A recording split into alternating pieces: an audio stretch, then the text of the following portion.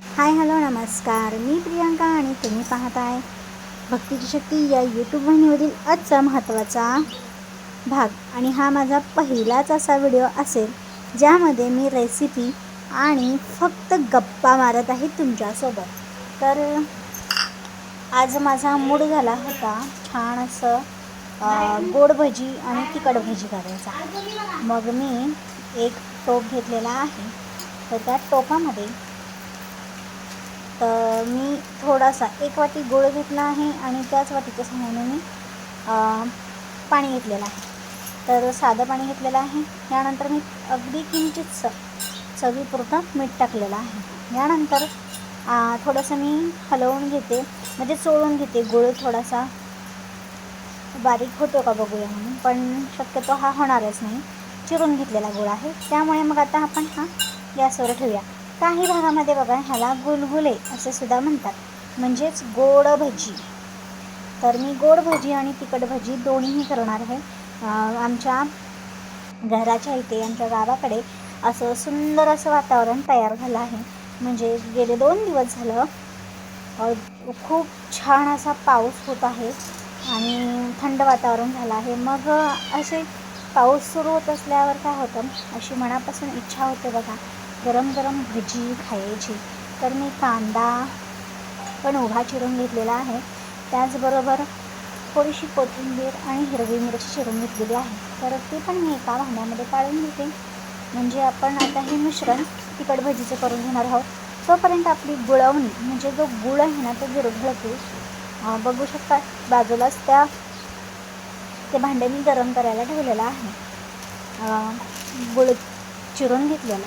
तर बघा आता मी कांदा आणि कोथिंबीर, हिरवी मिरची म्हणजे तिखट भजीचं बॅटर बनवणार आहे. तर त्यामध्ये मी थोडासा सोडा आणि किंचितसं मीठ टाकून आणि हळद टाकून घेतलेली आहे. यानंतर आपण आता हे एकजीव करून घेऊया. त्याचबरोबर आपण जी गुळवणी करायला घेतलेली आहे ना ती सुद्धा गुळ छानपैकी विरघळल्यामुळे मी तो गॅस घालवला आहे.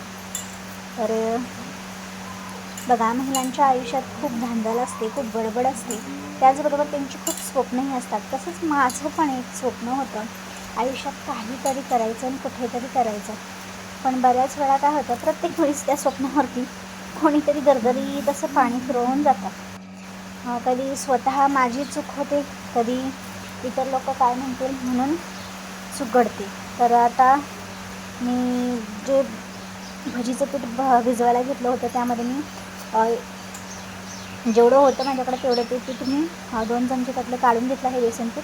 आणि शिल्लक राहिलेलं जे पीठ होतं ते मी ह्या टोपामध्ये घेतलं होतं.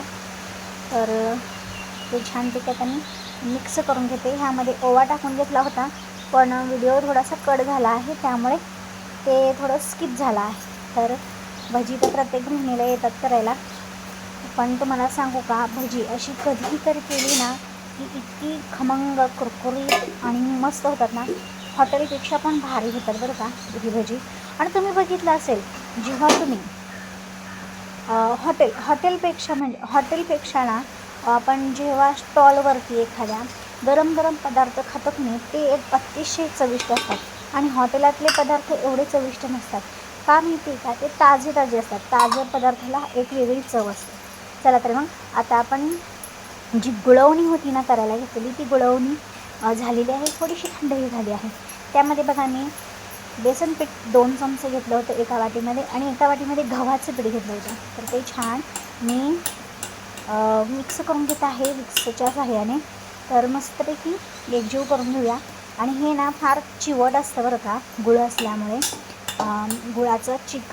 गुळाचा पाक असल्यामुळे, गुळवणी असल्यामुळे खूप चिकट आहे. बघू शकता तुम्ही. फक्त आपल्याला ह्याची ना गुठळी होऊन द्यायची नाही, मग हाताला बऱ्याच जणांना चिकट वाटतं.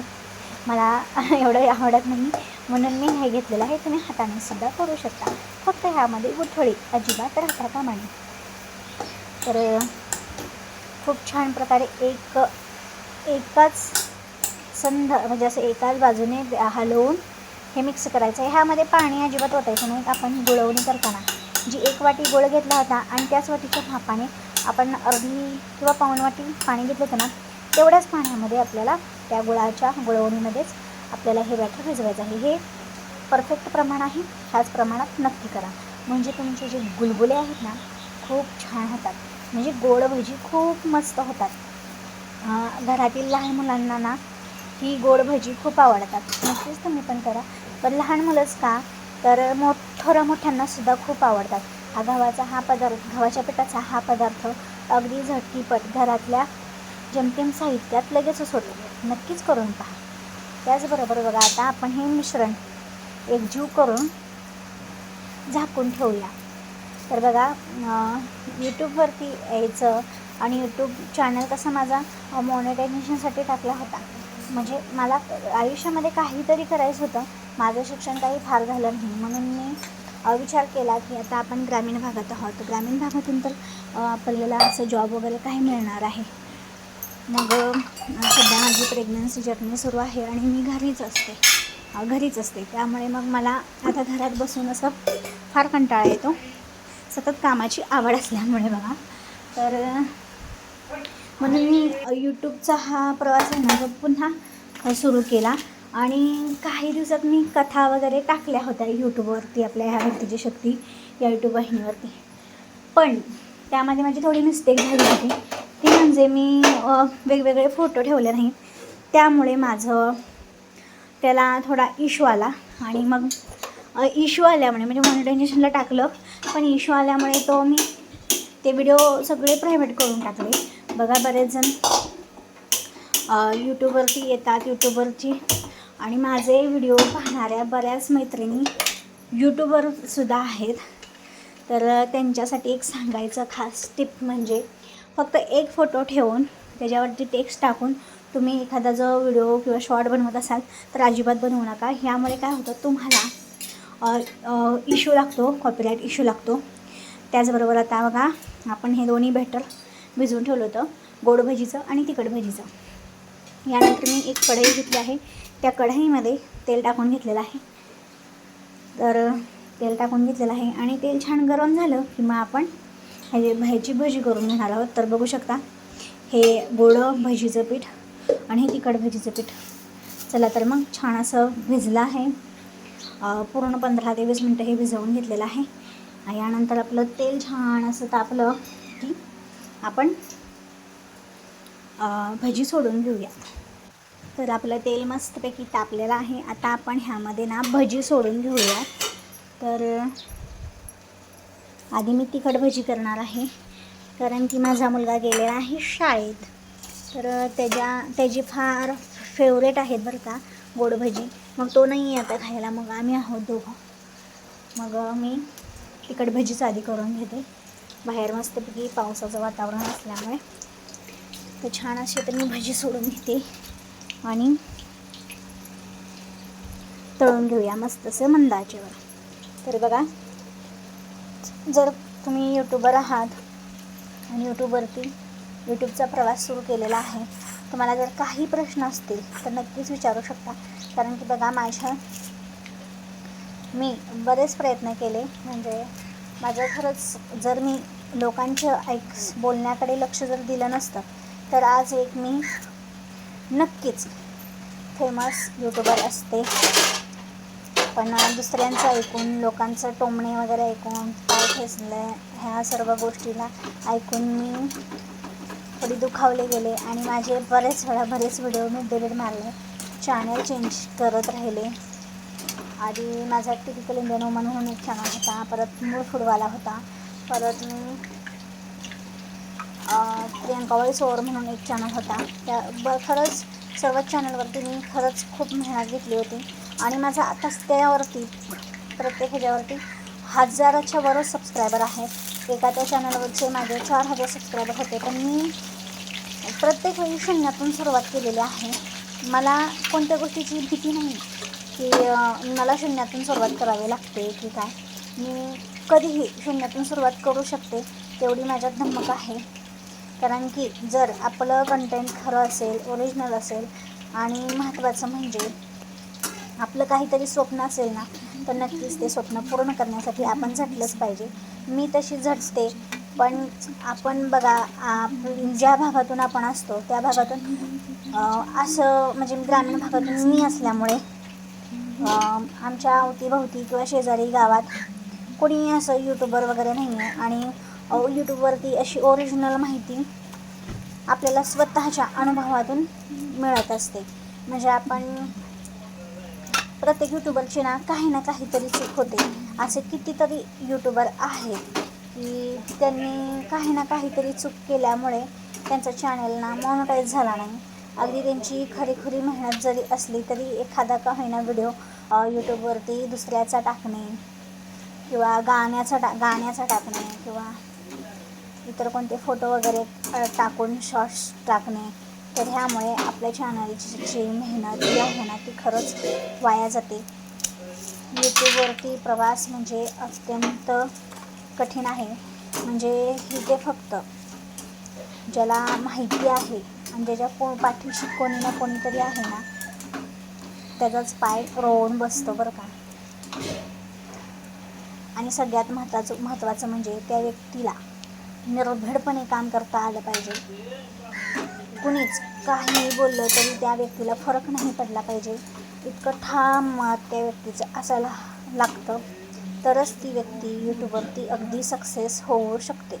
जर तुमचं मन दुखावलं जातं, त्रास होतो, अगदी तुम्ही दाखवत असाल की मी खूप कठोर आहे, मला कोणाच्या बोलण्याचा फरक पडत नाही, पण अशाच लोकांना खूप फरक पडत असतो. तर यूट्यूबवर यायचं असेल तर यूट्यूबवरचा प्रवास सुरू करायचा असेल तर आंधळं मुकं भैरव व्हावं लागतं. आपलं काम फक्त करत राहायचं आणि इतर जे आपल्याला काही बोलतात ना त्याच्याकडे अजिबात लक्ष नाही द्यायचं. म्हणजे जे शक्यतो बघा आपण विचार करतो की आम्ही आजूबाजूला शेअर केले इतर फ्रेंड्सला वगैरे किंवा नातेवाईकांना, तर तुम्हाला सांगते ते अजिबात शेअर करू नका व्हिडिओ वगैरे. कारण आपल्याला डिमोटिवेट किंवा आपले पाय खेचण्यात तेच पटायत असतं. उलट तुम्हाला सांगते अनोळखी लोक खूप सपोर्ट करतात, पण स्वतःचे ओळखीचे नातेवाईक सखे सोयरे तेच आपले पाय खेचतात. अगदी अनुभवातून मी हा महत्त्वाचा गोष्ट तुमच्यासोबत शेअर करते. तुम्ही बघू शकत असाल व्हिडिओमध्ये मी खरंच खूप हसते वगैरे, पण मनामध्ये इतकी दुःख आहे, इतकं त्रास आहे, वेदना आहेत. इतके दिवस प्रयत्न करते, यश मिळतंय ना मिळतंय तोच हातातोंडाशी आलेला घास कुठे ना कुठेतरी जातो. कदाचित मला शेवटचा मी प्रयत्न सुरू ठेवलेला आहे की यूट्यूबवर ह्या चॅनलवरचा म्हणजे घडला तर चमत्कार नक्कीच घडेल. कारण की माझं मॉनेटायझेशन रिजेक्ट झालेलं आहे. मला इतकं दुःख वाटत आहे, इतकं वाईट वाटत आहे, काय सांगू. म्हणजे अक्षरशः माझ्या आत्ताचे व्हिडिओ अगदी 26,000पर्यंत व्ह्यूज आले होते आणि त्या एका व्हिडिओने माझे 1,000च्या वर तास वॉच टायमिंग पूर्ण झाला होता. पण कोणत्या चुकीमुळे हे सगळं घडलं हे काही समजतच नाही आहे. आणि बघू शकता आपण यूट्यूबवरती बरेच व्हिडिओ असतात, फक्त एकच फोटो ठेवून भक्तीपर माहिती वगैरे सांगणाऱ्या असतात, गोष्टी कथा सांगणाऱ्या असतात, त्यांचे मॉनिटायझेशन होतात. आणि बघा प्रमाणित प्रयत्न करते त्यालाच कुठे ना कुठेतरी खड्डा हा येतच. तर माझ्या अशा प्रकारे बघा आता तिखट भजी तयार झालेली आहे. मस्तपैकी कुरकुरीत खमंग लागतात, आवाज पण खूप छान येतो आहे. जर आवाज ऐकू आला असेल तर नक्कीच मला कमेंट करून सांगा की आवाज आला आहे की नाही. पण आता मी गोड भजीचं करून घेत आहे. तर बघू शकता तेच ठेवलेलं आहे मी आणि त्या तेलामध्येच मी आता ही गोड भजी करणार आहे. तर मला नाही माहीत की हा व्हिडिओ कोण पाहतील, कोण बघतील, कोण नाही बघतील, पण मला एवढी गोष्ट नक्कीच खात्री आहे की हा व्हिडिओ नक्कीच तुमच्या त्या यूट्यूब चॅनल चालवणाऱ्या मैत्रिणीपर्यंत नक्कीच शेअर करा. कारण की ह्या यूट्यूबमध्ये व्हिडिओमध्ये मी एक माहिती दिलेली आहे ती म्हणजे प्रत्येक यूट्यूबरने हे बघा माझं म्हणणं कसं, जर तुम्ही एखादा रस्ता एखादी ध्येय निवडलेलं आहे की तुम्हाला त्या ठिकाणी पोहोचायचं आहे, तर नक्कीच तुम्ही त्या ठिकाणी पोहोचण्यासाठी अतोनात प्रयत्न करा. जर तुम्ही समजा आता मला समजा अक्कलकोटला जायचं आहे तर मी एस टीने प्रवास करेल किंवा ट्रेनने प्रवास करेल किंवा बसने प्रवास करेल किंवा प्रायव्हेट गाडी करून प्रवास करेल. कसाही प्रवास कर पण तिथे जाण्याचा प्रयत्न कर. नक्कीच तिथे पोचणारच आपण ना. म्हणून मार्ग कितीही बदल पण ध्येय जे आहे, तुझं जे लक्ष आहे ते गाठण्यासाठी तू नक्कीच प्रयत्न कर, नक्कीच यशस्वी होणार आहे. आता जसं मला बरेच जण ज्यांना माहिती आहे, आता माझं कधी असं लपवून छपून कुठलं काम नसतं. जे आहे ते आहे, ओरिजिनल असतं. मी एखाद्याला फटकळपणे बोलत असते तर तोंडावरच बोलते, मागं पुढं जास्त चर्चा करायला आपल्याला आवडत नाही. ह्या नादात माझं कसं निम्म्याच्यावर नातेवाईक बोलणे बंद सुरू झालेले आहेत. मला त्या गोष्टीचा फरक पडत नाही. पण मी कसं, मला गोड बोलून एखाद्याच्या मनात शिरून काड्या करणं जमत नाही. जे आहे ते खरं बोलायला जमतं. आणि खरीखुरीच माहिती मी माझ्या प्रत्येक वेळेस व्हिडिओमधून मी देत असते. भले भक्तीपर असो, उपाय असो, त्याचबरोबर कथा वगैरे असो, हे मी ओरिजिनल सांगण्याचा प्रयत्न करत असते. त्याचबरोबर बघू शकता तुम्ही, आयुष्यामध्ये आपण प्रत्येकजण कोणाचं ना कोणाची तर कॉपी करतच असतो. कोण असं नाही की कॉपी नाही करत असं. म्हणजे आपण बघा, एखादा हेअरस्टाईल वगैरे केली तर ती आधी कोणी ना कोणीतरी केलेलीच असते. मग तेच आपण फक्त समोरच्याच व्यक्तीचं फक्त आपण सल्ला घ्यायचा आणि आपल्या मार्गाने मार्गक्रमण करायचं. तर हा व्हिडिओ नक्कीच त्या मैत्रिणींपर्यंत, मित्रपरिवारांपर्यंत नक्की शेअर करा. आणि व्हिडिओ खाली कमेंट श्री स्वामी समर्थ नक्की लिहा. तर मस्त असं बघा, गोड भजी माझी पण तयार झालेली आहेत. माझा हा फक्त 2 भाज्यांचा रेसिपीचा व्हिडिओ. आणि त्याचबरोबर ही माहिती तुम्हाला कशी वाटली नक्कीच कमेंट करून कळवा. व्हिडिओ शेवटपर्यंत पाहिल्याबद्दल खरंच तुमच्या मनापासून अभिनंदन. आणि ज्या कोणी व्हिडिओ हा शेवटपर्यंत पाहिला त्याला माझ्या व्हिडिओमधील माहिती आवडली असेल तर व्हिडिओला एक लाईक अवश्य करा. नक्कीच एखाद्या, आता बघा प्रत्येकाला वाटतं यूट्यूबर व्हावं, यूट्यूबवरती माहिती मिळावी, पण खरी ओरिजिनल माहिती प्रत्येकाला मिळत नाही. जर तुम्हाला काही प्रश्न असतील तुमच्या यूट्यूब चॅनलविषयी नक्की विचारू शकता. कारण की माझ्याकडून पण 1-2 चुका झालेल्या आहेत. पण खरं सांगायचं म्हणजे यूट्यूबवरती ओरिजिनल कंटेंट, फेस दाखवून जे कंटेंट असतं ना तेच मार्केट चालतं. सुरुवातीला व्ह्यूज येत नाही, पण नंतर हळूहळू येत जातात. मग मी तर प्रयत्न करत आहे. जरी ह्या चॅनलचं माझं नंतरचं जरी मॉनिटायझेशन रिजेक्ट झालं तरीही मी यूट्यूबचा प्रवास सोडणार नाही. यूट्यूबवरती मी येणार, यूट्यूबर होणार आणि यूट्यूबमधून मी कमाई करून दाखवणारच. हे एवढं माझं निश्चित आहे आणि मी ते करणारच. सध्या श्री स्वामी समर्थ.